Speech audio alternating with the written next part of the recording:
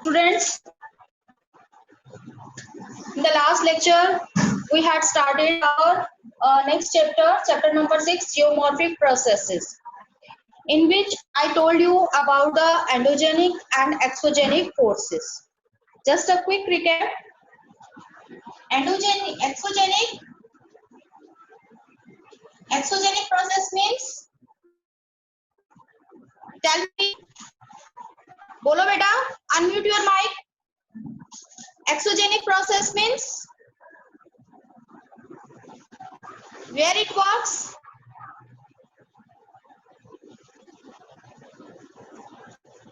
आपको समझ आया था ना? तो बताओ कि एक्सोजेनिक प्रोसेसेस क्या होते हैं, कहाँ वर्क करते हैं ये एक्सोजेनिक जो फोर्सेस हैं?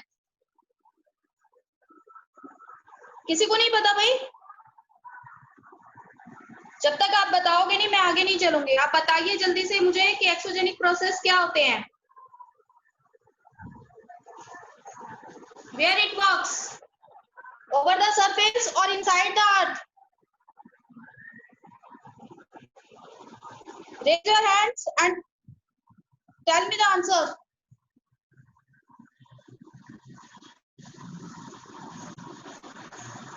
किसी को नहीं पता भाई? inside the earth. Inside the earth. Exogenic means Over surface, exit. हाँ, आपको मैंने इसका बताया था ना कि कैसे ऐड कर सकते हो। एक्सोजेनिक मीन्स एक्स यानी exit.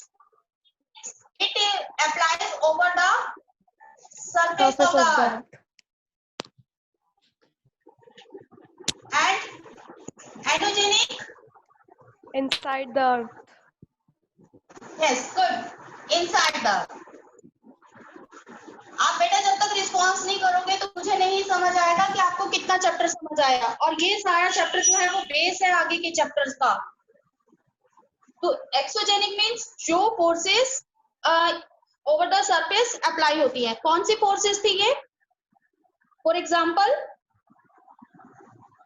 कौन कौन से एजेंट्स हैं जो over the surface of the earth work करते हैं?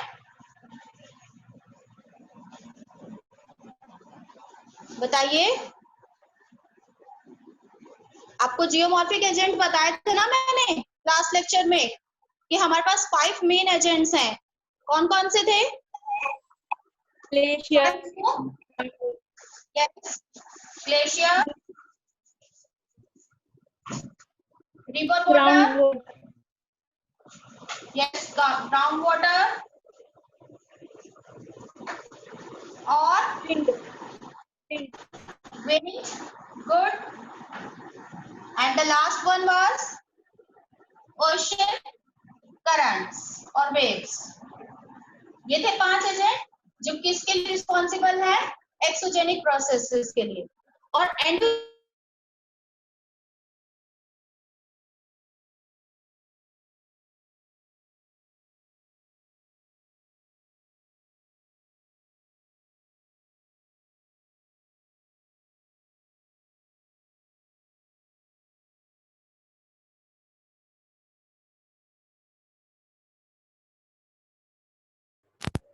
हेलो वंदना मैम। हेलो मैम, एक बार अपना माइक ऑन कीजिए दोबारा। 2 तरीके के हमारे एजेंट काम करते हैं, दैट इज वोल्केनिक इरप्शन और प्लेट टेक्टोनिक, है ना? ये चीज हमने की थी। अब हम आते हैं जियोमॉर्फिक प्रोसेस पर। क्या है जियोमॉर्फिक प्रोसेस? आपको मैंने इसको ब्रेक करके बताया था क्या मीनिंग होता है जियोमॉर्फिक प्रोसेस का। The process in the process of the changing of the earth surface, earth changes आते हैं उसे हम क्या कहते हैं? Geomorphic process. अब ये जो चेंजेस हैं वो 2 टाइप से आते हैं। 2 टाइप से कैसे? एक तो फिजिकल स्ट्रेस हो सकता है ये, और दूसरा क्या हो सकता है? Chemical reaction.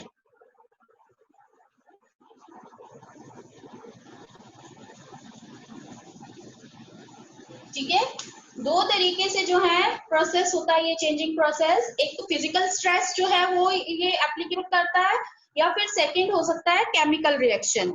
जैसे मैंने आपको बताया कि कुछ रॉक्स जो है वो क्या होती हैं, वो वेदर्ड हो जाती हैं, टूट जाती है, ब्रेक हो जाते हैं। अभी हम सिंपल सा करेंगे तो वो हो जाएगा फिजिकल स्ट्रेस। ठीक है, कुछ रॉक्स जो होती है वो सॉल्युबल होती है, वो पानी में सॉल्यूट हो जाती है, मीन्स घुल जाती हैं। तो वो घुल जाएंगे तब भी इरोड ही हुआ, वो भी एक तरह का इरोजन हुआ ना, कि धीरे धीरे रॉक्स जो है वो पानी में घुलती जा रही हैं, तो वो क्या हुआ, केमिकल रिएक्शन हुआ। तो इन दोनों ही प्रोसेसेस की वजह से हमारा जो सरफेस है उसमें क्या आते हैं, चेंजेस आते हैं। डिफरेंट टाइप के जो हम जो फिजिकल स्ट्रेस और केमिकल रिएक्शन है वो हम इस चैप्टर में करेंगे आगे। नाउ कम टू द, इसमें मैंने आपको बताया था कि जो हमारे एक्सोजेनिक प्रोसेस हैं वो कौन कौन से हैं। में एक्सोजेनिक प्रोसेस इस तरीके से जो है हमारा सरफेस जो है अर्थ का वो चेंज होता है, या उसमें जो है चेंजेस आते हैं। कैसे, वो एलिवेट या फिर वो जो है डी एलिवेट होता है।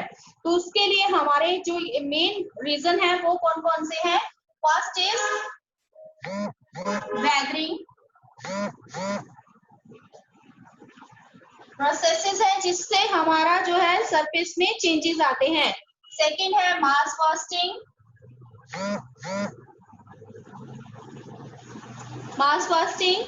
and third is erosion,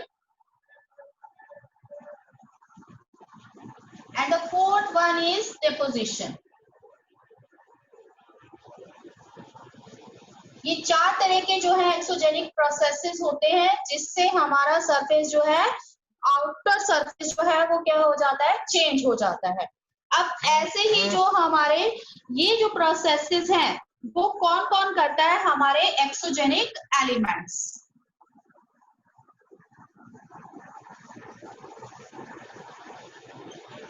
अभी हमने कहा ना कि चार तरीके के प्रोसेसेस होते हैं।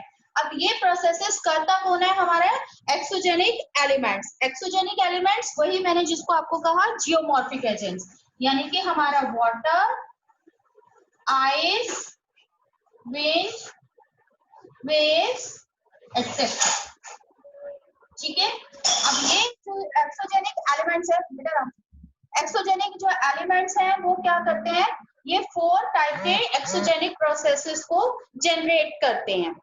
ठीक है, अब इनका वर्क हम नहीं पढ़ेंगे, इनका वर्क हमारे पास नेक्स्ट चैप्टर में, उसको हम डिटेल में करेंगे कि कैसे ये जो सारे एजेंट हैं वो अपने अपने एरियाज में ये सारे वर्क करते हैं।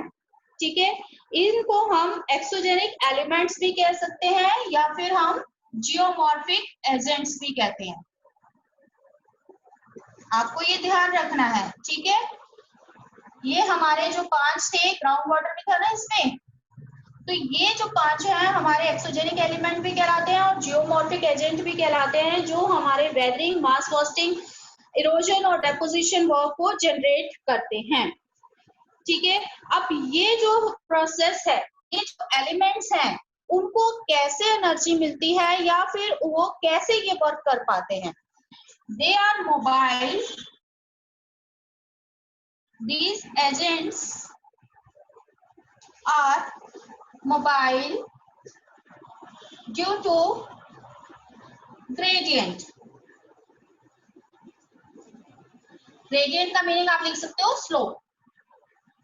अब ये सारी चीज जो है वो किस वजह से अपना वर्क कर पाती हैं, कैसे इनको जो है ये मोबाइल होती है, कैसे चलते हैं।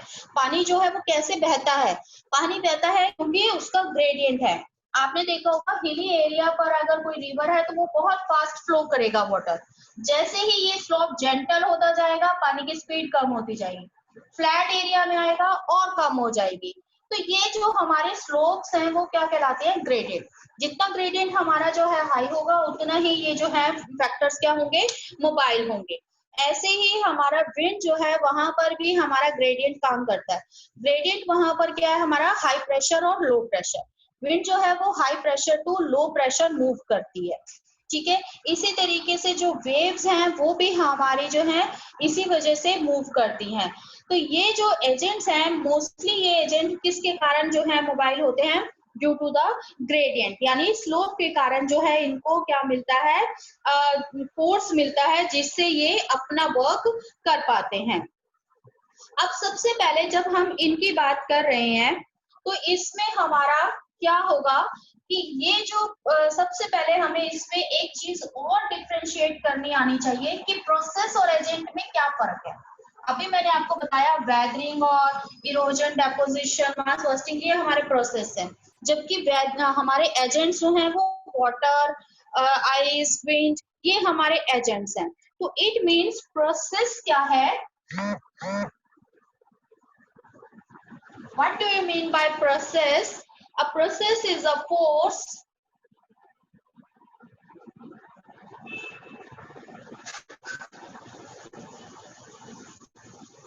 applied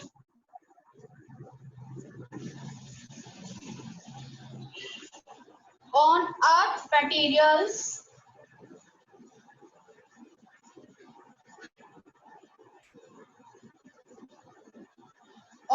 materials and affect the same.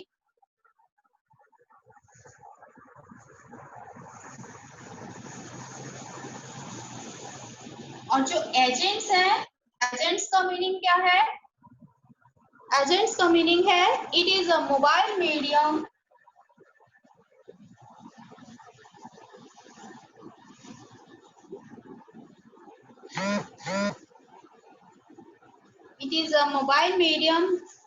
which removes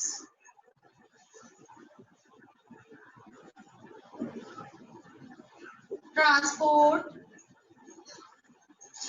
and deposits the material. ये इनकी डेफिनेशन है, बट मैं आपको पहले बता चुकी, जैसे कि हमारा वेदरिंग है, मास बर्स्टिंग है, ये सारे हमारे क्या हैं, प्रोसेस हैं। प्रोसेस कैसे हैं कि हम इसको यहाँ से समझते हैं कि एजेंट जो है वो हमारे मोबाइल मीडियम है, जो वर्क करते हैं, चलते हैं, ठीक है। तो जो हमारे ये मोबाइल मीडियम है वो क्या करते हैं, चीजों को अपनी जगह से रिमूव करते हैं, ठीक है, चीजों को अपनी जगह,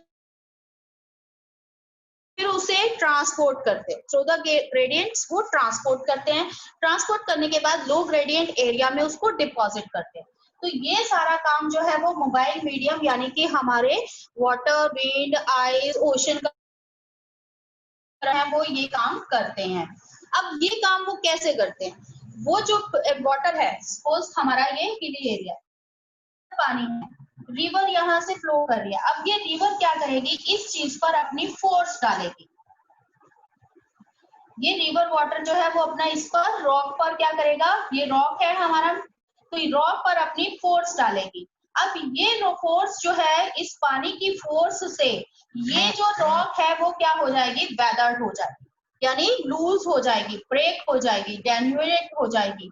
तो ये जो फोर्स जिसके कारण इसी रॉक को क्या होगी, कोई रॉक इफेक्ट हुई है, तो ये फोर्स किसने डाला, पानी ने।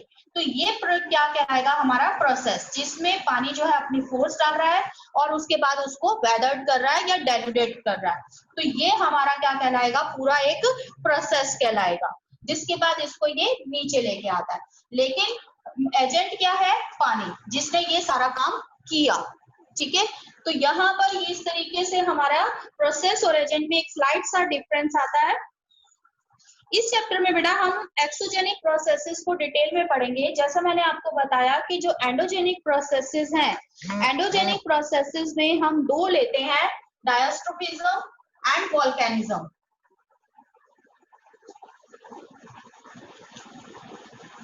जैसे हमने एक्सोजेनिक में 4 लिए, तो एंडोजेनिक प्रोसेस में हमारे जो है वो दो मेन जो है प्रोसेस है, diastrophism and second is volcanism. दो प्रोसेस हम एंडोजेनिक के करेंगे। अब डायस्ट्रोफिज्म हम थोड़ा सा करेंगे इसमें, और वोल्केनिज्म हम पूरा चैप्टर, थर्ड चैप्टर जो है वोल्केनोस के बारे में पढ़ के आए हैं कि वोल्केनोस क्या होते हैं, कैसे ऑकर होते हैं, किस तरीके की एक्सट्रूसिव और इंट्रूसिव फॉर्म्स जो हैं ये बनाते हैं, यानी वो क्या करते हैं, जियोमॉर्फिक स्ट्रक्चर को चेंज करते हैं ड्यू टू द वोल्केनस। तो ये हमने सारा थर्ड चैप्टर में पढ़ा।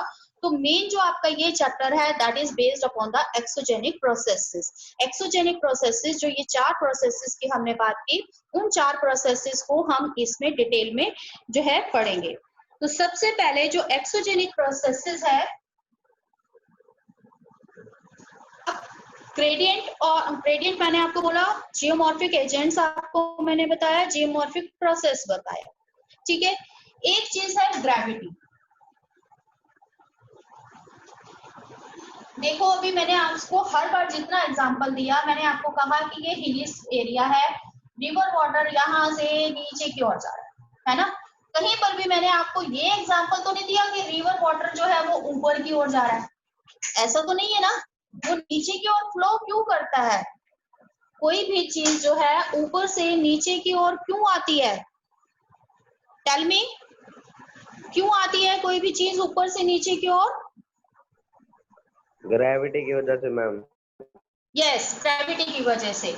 और यही ग्रेविटी है जो हमें अर्थ सरफेस पर जोड़े रखती है ना। इसी के कारण जो है हम अर्थ सरफेस से कनेक्ट रहते हैं।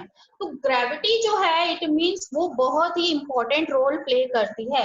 अगर ग्रेडियंट भी होता, लेकिन अगर ग्रेविटी ही नहीं होती तो पानी नीचे ही नहीं आता और इस सारे मटेरियल को नीचे लेकर ही नहीं आता। तो जो ट्रांसपोर्टेशन का वर्क ये जो एजेंट करते हैं वो क्या होता, इम्पॉसिबल होता है ना, in the absence of gravity. समझ आया इतना कि एक ग्रेडियंट तो हमारा जरूरी है ही, कि ग्रेडियंट स्लोप होना जरूरी है, ठीक है, लेकिन उसके साथ साथ ग्रेविटेशनल फोर्स जो है वो भी उतना ही इंपॉर्टेंट है। Due to the gravitational force the material tend to transport downward. वो जो मटेरियल है वो क्या होता है, नीचे की ओर आना शुरू होता है। तो इससे क्या होती है कि जैसे कि हमारे ग्रेविटेशनल फोर्स, ये तो डायरेक्ट आप देख रहे हो, ठीक है, कुछ इनडायरेक्ट ग्रेविटेशनल फोर्स भी आपको दिखाई दे, मतलब पता होती है। क्या होती है इनडायरेक्ट ग्रेविटेशनल फोर्स? आप देख सकते हो, जैसे कि आपके टाइड्स आते हैं, है ना। टाइड्स भी किसके कारण आते हैं? मून की ग्रेविटेशनल फोर्स के कारण, जिसके कारण जो है पानी ऊपर जाता है और नीचे आता है। तो टाइड्स आते हैं। फिर दूसरा, ग्रेविटेशनल फोर्स के कारण ही हमारे जो है वो वेव्स मूव करती हैं। टाइड्स आते हैं तो वेव्स यानी करंट्स बनती हैं और वो वेव्स जो है वो मूव करना शुरू करती हैं। तो ग्रेविटेशनल फोर्स जो है वो हमारे मटेरियल को डाउन लेकर जाता है, और एब्सेंस में, इसकी एब्सेंस में जो कोई भी एजेंट है वो ट्रांसपोर्टेशन वर्क नहीं कर सकता था। दूसरी चीज अब यहाँ पर हमारी थी ग्रेडियंट, है ना। अब हमने दोनों ही जो चीज है वो इक्वली इंपॉर्टेंट है। सपोज ये ग्रेडियंट ही ना हो, ये फ्लैट सरफेस हो, ये फ्लैट सरफेस है, ग्रेविटेशनल फोर्स तो है लेकिन फ्लैट सरफेस है, तो रिवर जो है वो यहाँ से ऐसे फ्लो कर रही है, लेकिन वो नीचे तो नहीं आ रहा मटेरियल। तो रॉक्स जो है ना तो वेदर्ड होंगे, ना ट्रांसपोर्टेड होंगे मटेरियल, और ना ही डेपोजिशन वर्क होगा। तो इस केस में भी ग्रेडियंट का होना भी क्या है, उतना ही जरूरी है। और ये ग्रेडियंट जो है जब हमारी अर्थ बनी तो अर्थ के कारण जो है वहां पर जो हमारे इनसाइड द अर्थ जो वर्क करते रहते हैं, जैसे कि मोल्टन मैग्मा है, वहां पर रेडियो एक्टिविटी है, प्लेट टेक्टोनिक है, ये वर्क करते रहते हैं, जिससे ये ग्रेडियंट जो है वो हमें over the surface of the earth मिलता है इन डिफरेंट फॉर्म्स, हिल्स की फॉर्म में, माउंटेन्स की फॉर्म में, प्लेटूज की फॉर्म में, स्लाइड्स का ग्रेडियंट हो सकता है। तो इन ग्रेडियंट्स के कारण जो है वो एजेंट जो है वो अपना वर्क पॉसिबल करते हैं in the presence of gravitational force. So these are the two which are very important for the exogenic processes, gravity and gradient, जिसके कारण मटेरियल जो है वो क्या होता है, हमारा ट्रांसपोर्ट होता है। अब यहाँ ग्रेडियंट का मतलब जो है वो ग्रेडियंट क्या है, यहाँ तो हमारा सरफेस है, ठीक है, हमने रनिंग वाटर कह दिया, ग्लेशियर कह दिया, ग्राउंड वाटर कह दिया, वो ग्रेडियंट के थ्रू वर्क करेगा। लेकिन विंड कैसे ग्रेडियंट के थ्रू वर्क करेगी? विंड जो है उसका क्या होता है, हाई प्रेशर, हम प्रेशर और प्रेसिपिटेशन के चैप्टर में करेंगे इसको। Winds moves to high pressure to low pressure. कहाँ मूव करती है? हाई प्रेशर से लो प्रेशर एरिया की तरफ मूव करती है। तो विंड के मूवमेंट भी क्या है, ग्रेडियंट पर डिपेंड करती है कि जो हमारा प्रेशर लेवल है वो डिफरेंस हो जाता है, जिसके कारण विंड जो है मूव करती है। आपने 9th स्टैंडर्ड में क्लाइमेट के चैप्टर में पढ़ा था, जैसे इस टाइम मानसून आ रहे हैं, है ना, मानसून आ रहे हैं, तो यहाँ पर आपके क्या है, टेम्परेचर बहुत ज्यादा है। टेम्परेचर ज्यादा होने के कारण प्रेशर क्या हो जाता है, कम हो जाता है। तो यहाँ पर टेम्परेचर अगर हाई है तो प्रेशर लो हो गया लैंड एरिया पर इंडिया के। एक इंडियन ओशन है, वहां पर रिवर्स सिचुएशन है, वहां पर इस टाइम क्या हो जाती है, इस टाइम यहाँ के कंपैरेटिवली वहां का टेम्परेचर होता है, प्रेशर हाई होता है। तो विंड जो है वो इंडियन ओशन से लैंड सरफेस की तरफ मूव करना शुरू करती हैं, जिससे ये मॉनसून आ रही हैं, आप रेनी सीजन एंजॉय कर रहे हो। तो यहाँ पर भी क्या हुआ, ग्रेडियंट का डिफरेंस आया। इतना क्लियर है बेटा? इतना क्लियर है? तो हम इसके बाद इसके जो है प्रोसेसेस करेंगे आगे, हाइड्रोजेनिक प्रोसेस देखेंगे फिर। It is clear? Yes, ma'am. Yes और no? Yes, ma'am. Response quickly. Yes, ma'am. Ma'am. Yes, ma'am. Energetic, yes ma'am, energetic बैठोगे तो अच्छे से समझ आएगा। नेक्स्ट है एंडोजेनिक प्रोसेस, इसको हम शॉर्ट में देखते हैं। एंडोजेनिक प्रोसेस क्या है, which works inside the earth, है ना। तो यहाँ पर इसको अर्थ के अंदर जो है वर्क करने के लिए एनर्जी कहाँ से मिलती है, ठीक है, इसकी एनर्जी रिसोर्सेज कौन से हैं जिससे ये जो एंडोजेनिक प्रोसेसेस जो है वो जनरेट होते हैं। सबसे पहले इसमें आता है radio activity, radio activity, rotational, जो अर्थ हमारी रोटेट करती है, रोटेशनल एनर्जी इसको मिलती है। फिर टाइडल, टाइडल एनर्जी से जो है ये टाइडल सॉरी फ्रिक्शन, इसके कारण भी जो है इनसाइड द अर्थ मटेरियल जो है मूव करता है। और next is प्रीमोरिडियल heat.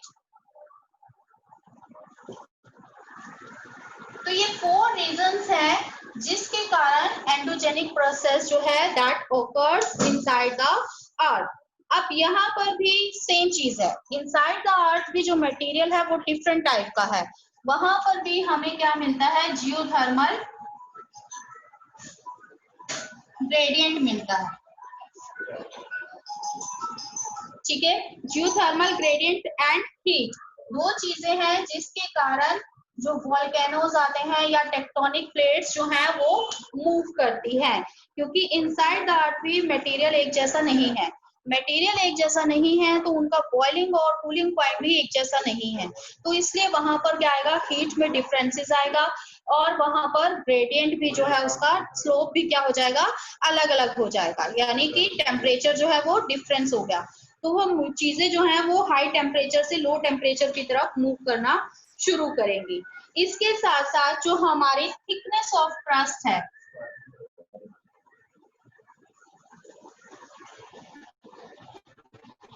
Thickness of crust and strength,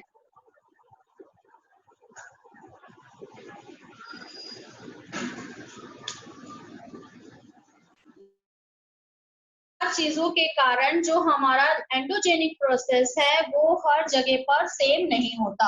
due to these 4 reasons endogenic process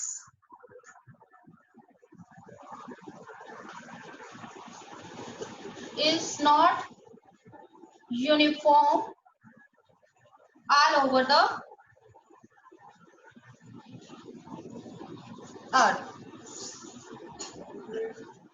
अब देखो कि इसको अब हम समझते हैं कि क्या चीज है ये चीज। अब हमने कहा कि हमारा यूनिफॉर्म नहीं है एंडोजेनिक प्रोसेस, है ना। वोल्केनोज जो हैं, हम जहाँ पर रह रहे हैं वहां तो वोल्केनिक इरप्शन नहीं होता भाई, होता है यहाँ पर? नहीं होता। लास्ट चैप्टर में हमने क्या था कि एक पैसिफिक रीजन जो ओशन है उसकी जो साइड्स हैं, जो कॉन्टिनेंटल मार्जिन है, वहां पर सबसे ज्यादा वोल्केनिक इरप्शंस होते हैं। क्या था हमने, ठीक है, कि ओशन क्रस्ट पर सबसे ज्यादा वोल्केनिक इरप्शंस होते हैं, ठीक। तो इट मीन्स क्या है कि जो थिकनेस ऑफ क्रस्ट है, it is also varies. Two type की हमने क्रस्ट की थी, कौन कौन सी? ओशनिक क्रस्ट की थी एक तो, और दूसरी कॉन्टिनेंटल। याद है कुछ?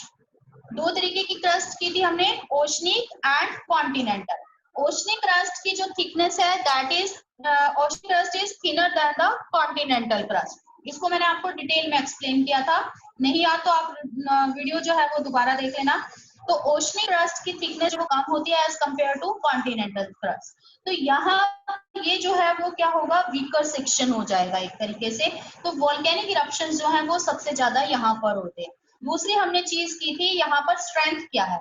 स्ट्रेंथ क्या है कि जहां पर ये दोनों चीजें मिल रही हैं, ओशन और कॉन्टिनेंट्स, तो वो एक क्या हो जाएगा, इसका मार्जिन एरिया होता है।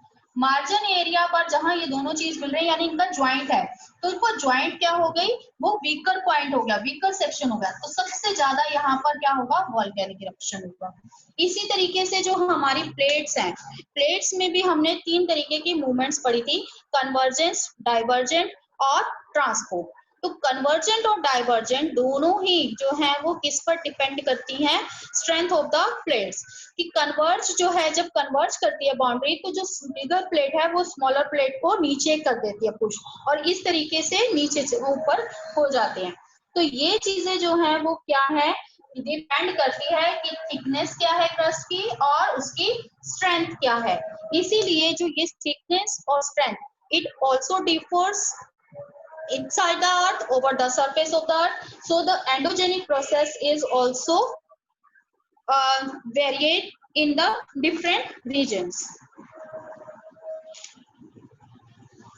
अब इससे हमारे जो है, मैंने आपको बताया था दो है, डायस्ट्रोफिज्म एंड वोल्केनिज्म, है ना। अब सबसे पहले आते हैं हम डायस्ट्रोफिज्म पर।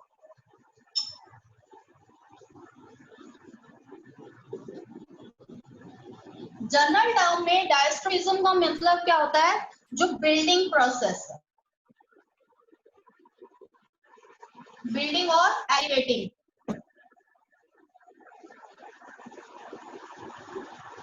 उसे हम क्या कहते हैं, डायस्ट्रोफिज्म। कि किसी चीज को, नई चीज को बनाना या फिर किसी चीज को एलिवेट करना और ऊंचा करना, तो वो हमारा प्रोसेस क्या कहलाता है, डायस्ट्रोफिज्म। ठीक है। अब ये डायस्ट्रोफिज्म जो है वो मेनली टू टाइप्स का है। मेन जो हमारा है वो टू है, इसमें ओरोजेनिक और एपेरोजेनिक।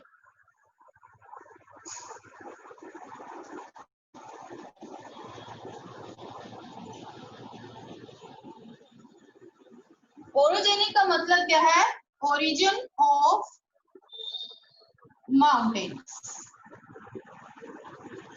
नई चीज बन रही है ना, माउंटेन्स बन रहे हैं, ओरिजिन हो रहा है माउंटेन्स का, उस प्रोसेस को हम क्या कहेंगे, ओरोजेनिक। और इसका मतलब क्या है, ओरिजिन ऑफ लैंड।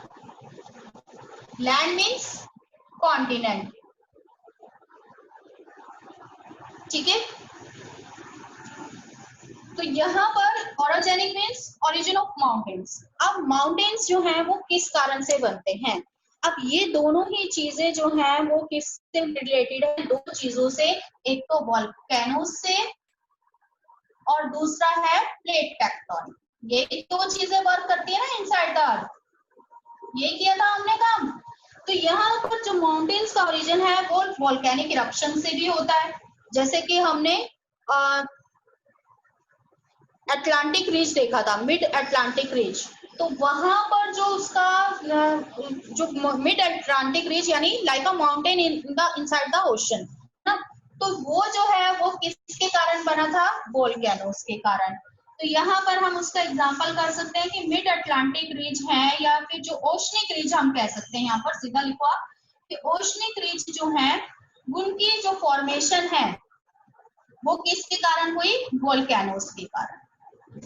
ठीक है, अब सरफेस पर जो है, सरफेस पर जो हमारे माउंटेन्स बने हैं, माउंटेन्स जैसे कि आप एग्जांपल ले लो, हिमालयाज हैं इंडिया के, ठीक है, रशिया में जो यूराल माउंटेन्स हैं, नॉर्थ अमेरिका में रॉकीज हैं, और साउथ अमेरिका में एंडीज हैं, और भी बहुत सारे माउंटेन्स, स्मॉल माउंटेन्स हैं। मेन हम ये देखते हैं, ये माउंटेन्स जो हैं इन सब के बिल्डअप का कारण क्या है, कन्वर्जेंट बाउंड्री।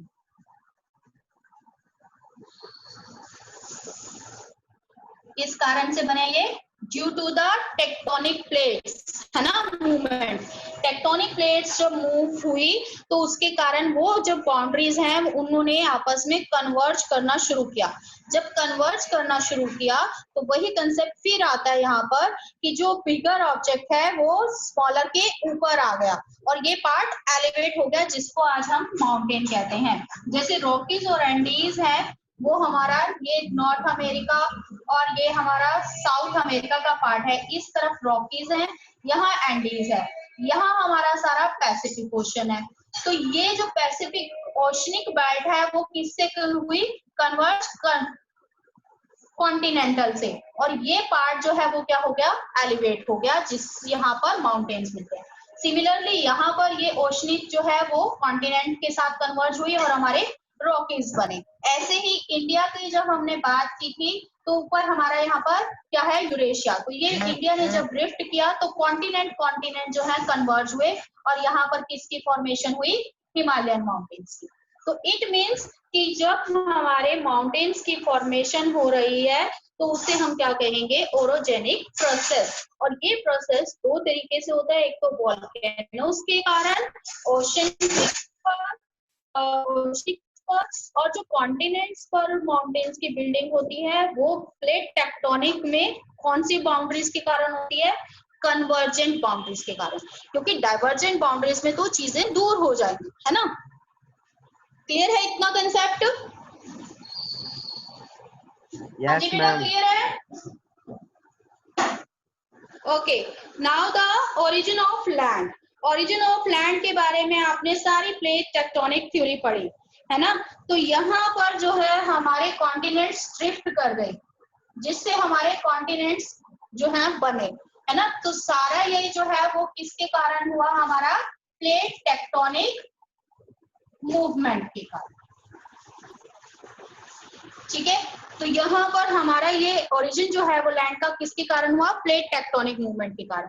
अब ये तीनों ही यहाँ पर वर्क करती हैं, तीनों ही बाउंड्रीज यहाँ पर वर्क किया हमने, इसमें लास्ट चैप्टर हम डिटेल में कर चुके हैं, convergent, divergent and transform. Plate tectonic movement के कारण ही हमारे क्या आते हैं, अर्थक्वेक्स आते हैं। ठीक है, लेकिन अर्थक्वेक्स जो है वो हमारा क्या लेके आते हैं, कुछ स्मॉल डिफरेंसेस लेकर आते हैं लैंड में। ठीक है, तो अर्थक्वेक्स से क्या आएंगे, हमारे स्मॉल डिफरेंसेस आएंगे, लेकिन जब पूरी प्लेट मूव वंदना मैम, तो वो क्या लेके आएंगे। हाँ जी sir. Ma'am last 2 minute. Okay, तो ये क्या लेके आएंगे, लार्ज डिफरेंसेस। ठीक है, तो it means aperigenic means origin of land means continents and it is due to the plate tectonic including earthquakes, but earthquakes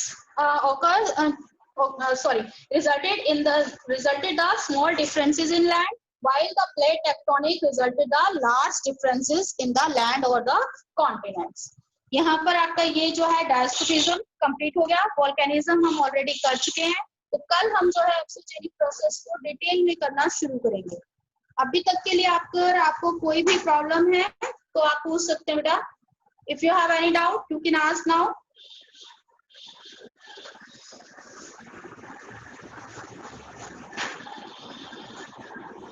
is there any doubt?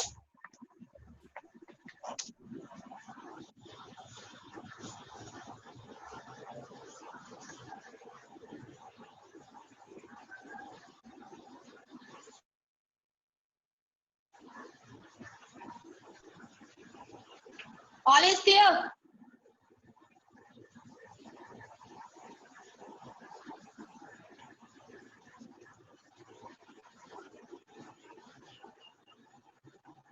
Okay, Dinesh sir.